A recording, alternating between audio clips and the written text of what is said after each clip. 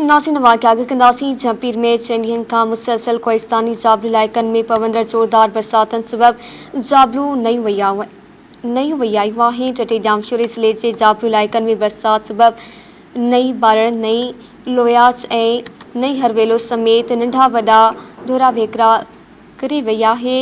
नई वई अचण सबब इलाइक़े जे माण्हुनि में ख़ुशीअ जी लहर छाइजी वई आहे।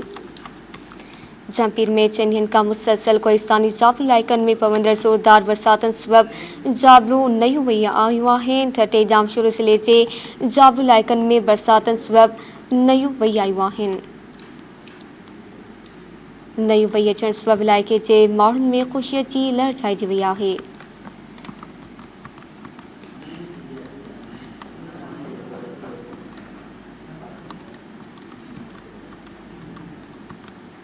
जंपीर में चंडीहन का मुसलसल कोहिस्तानी जाबलू इलाइक़न में पवंदड़ ज़ोरदार बरसातन सबब जाबलू नई वयायूं आहिनि। टटे जामशोरी ज़िले जे जाबलू इलाइक़न में बरसातन सबब नयूं वयायूं आहिनि।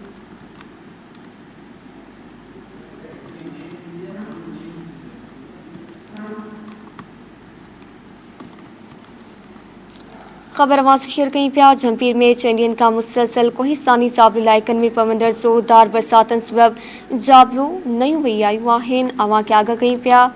टटे जामशोरी ज़िले जे जाबलू इलाइक़न में बरसातन सबब नयूं वयायूं आहिनि। नयूं वई अचण सबब इलाइक़े जे माण्हुनि में ख़ुशीअ जी लहर छाइजी वई आहे।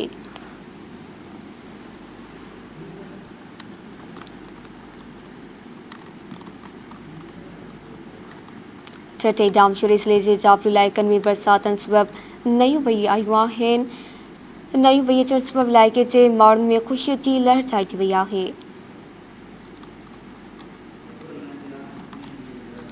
इन सां वधीक तफ़सील मालूम कंदासीं मोहम्मद अमीन मीरबहर खां। जी मोहम्मद अमीन आगाह कजो।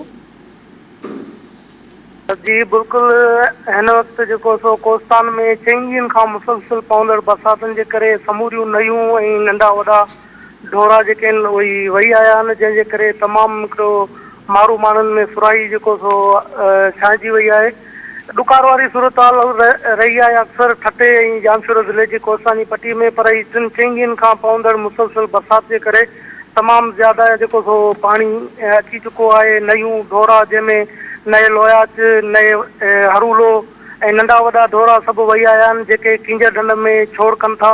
हिन वक़्तु बि तमामु जेको सो पाणी उन्हनि में मौजूदु आहे, जंहिंजे करे कुझु कचा ॻोठ आहिनि जिन जो रस्तो फ़िलहाल जेको सो बंदि थी वियो आहे, शहर सां उहे कटियल आहिनि।